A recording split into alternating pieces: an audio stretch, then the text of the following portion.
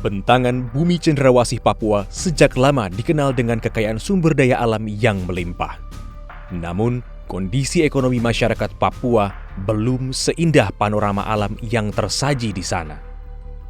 Merujuk data Badan Pusat Statistik tahun 2022, Provinsi Papua dan Papua Barat tercatat sebagai daerah termiskin di Indonesia. Tak heran, pembangunan demi pembangunan dilakukan pemerintah untuk mewujudkan pemerataan kesejahteraan di tanah Papua, termasuk dukungan legislasi dari DPR. Tahun 2022 lalu, DPR berkontribusi pada pengesahan Undang-Undang Pembentukan 4 Provinsi baru di Papua. Pemekaran wilayah diharapkan mampu menjamin hak rakyat Papua serta pemerataan pembangunan. Akan tetapi, merealisasikan program pembangunan di Papua tidak semudah membalikan telapak tangan.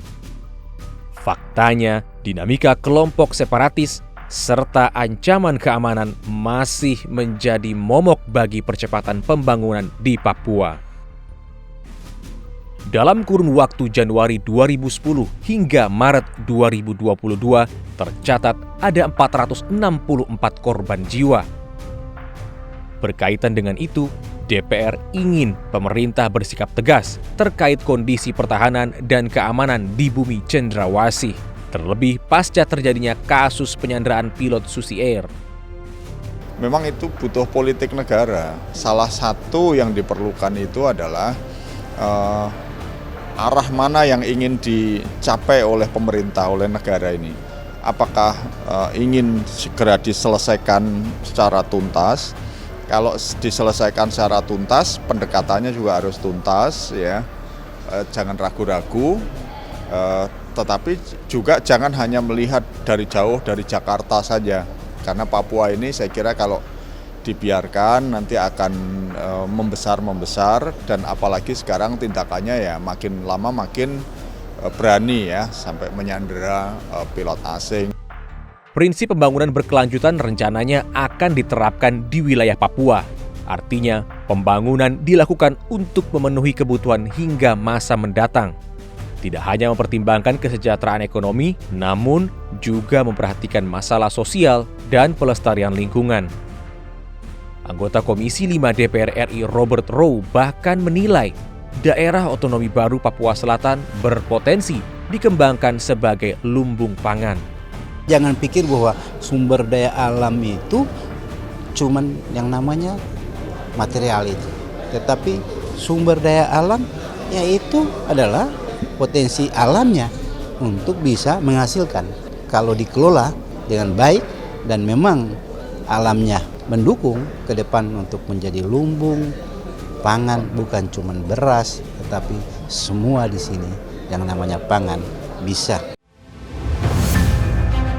Pasokan pangan yang memadai memiliki peran sentral dalam mencakupi kebutuhan gizi masyarakat serta pengembangan sumber daya manusia. Apalagi, jumlah kasus kekurangan gizi atau stunting di Papua masih tergolong tinggi, yakni berada di angka 34%. Menyikapi hal itu, Komisi 9 DPR RI mengajak semua pihak untuk bekerja sama dalam menurunkan angka stunting. Tak hanya pangan, tetapi juga perlu fasilitas kesehatan serta dukungan edukasi dari Badan Kependudukan dan Keluarga Berencana Nasional.